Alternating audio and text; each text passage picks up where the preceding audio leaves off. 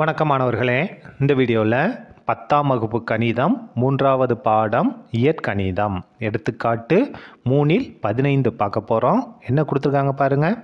எக்ஸின் அடுக்கு 3 by 9y² I 27y by எக்ஸின் அடுக்கு 5ஆல் பெருக்குக. இங்கே 2 விகிதமுறு கோவைகள் கொடுத்துருக்காங்க. இதை பெருக்கி நம்ம விடையை கண்டுபிடிக்கணும். அதே மாதிரி தான் இங்கேயும் 2 இது இருக்குது. இதை பெருக்கி நம்ம விடையை கண்டுபிடிக்கலாமா? முதல் இது பாருங்கள், என்ன கொடுத்துருக்காங்க.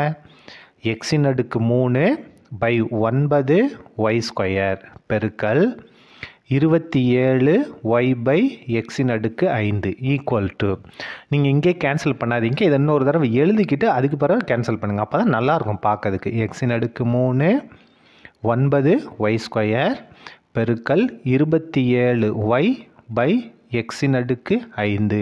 இப்போ நம்ம கேன்சல் பண்ணலாமா? பெருக்கல் தானே இருக்குது, அப்போ நம்ம எப்படி கேன்சல் பண்ணிக்கலாம்.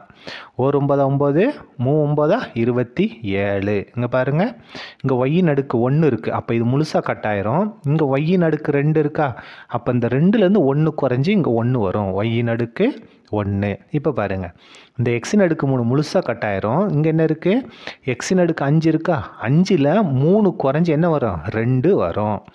ஈக்குவல் டு, இங்கே பாருங்கள், தொகுதியில் எதுவுமே மிச்சம் என்ன இருக்குது, 3 தவிர எதுவுமே இல்லை. அப்போ அந்த 3 அப்படியே வந்துடும். பகுதியில் பாருங்கள் என்னென்ன இருக்குன்னு. இங்கே ஒய்யின் அடுக்கு 1, இங்கே x². அப்போ x² ஒய் அடுக்கு நீங்கள் 1 போட்டாலும் சரி போடலாலும் சரி.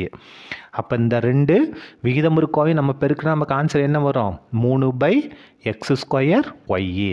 சரியா? முதல் இதை நம்ம முடிச்சிட்டோம்.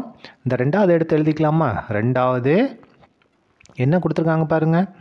எக்ஸின் அடுக்கு 4 into b² by x minus 1 பெருக்கல் x² மைனஸ் 1 பை ஏயின் அடுக்கு 4 பியின் அடுக்கு 3 ஈக்குவல் டு.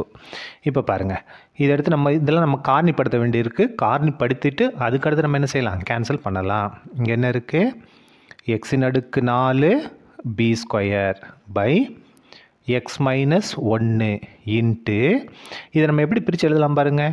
x² மைனஸ் 1 நம்ம 1² எழுதலாமா? இந்த 1 நம்ம 1² மாற்றி எழுதிட்டோம். பை ஏயின் அடுக்கு 4 இன்ட்டு பியின் அடுக்கு 3. இப்போ பாருங்கள், ஈக்குவல் டு எக்ஸின் அடுக்கு 4 b² by x minus 1 into, இப்போ இதை நம்ம காரணிப்படுத்த போகிறோம்.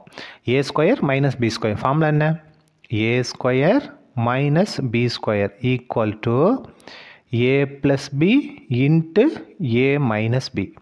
இந்த ஃபார்முலா இந்த இடத்துல நம்ம பயன்படுத்த போகிறோம். ஏக்கு பதிலாக எக்ஸு, பிக்கு பதிலாக 1. அப்போ a ப்ளஸ் b, அப்போது எக்ஸு ப்ளஸ் 1. அதுக்கடுத்து a மைனஸ் b. ஏக்கு பதிலாக எக்ஸ் இருக்குது, ஃபார்முலா இருக்க மைனஸு, பிக்கு பதிலாக 1 இருக்குது. பை ஏயின் அடுக்கு 4 பியின் அடுக்கு 3. இப்போ பாருங்கள், எது கேன்சல் ஆகும், இந்த எக்ஸ் மைனஸ் 1 இந்த எக்ஸ் மைனஸ் 1 கேன்சல் ஆயிருமா? அதுக்கடுத்து பாருங்கள், இங்கே என்ன இருக்குது, b², பியோட அடுக்கு 2, இங்கே பியோட அடுக்கு எவ்வளோ இருக்குது, 3 இருக்குது இல்லையா? 3லேருந்து 2 குறைஞ்சி இங்கே என்ன வரும், 1 வரும்.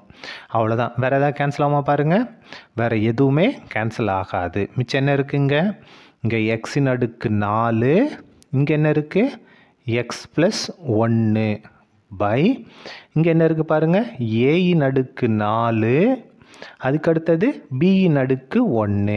ஏயின் அடுக்கு 4 பியின் அடுக்கு 1. நீங்கள் அடுக்கு இங்கே 1 எழுதினாலும் சரி, அவ்வளோதான். இதுதான் என்னது, இந்த 2வது கணக்கோட பெருக்கி வர்றது. இந்த 2 கோவைகளையும் பெருக்கி வர்ற ஆன்சர் இதுதான்.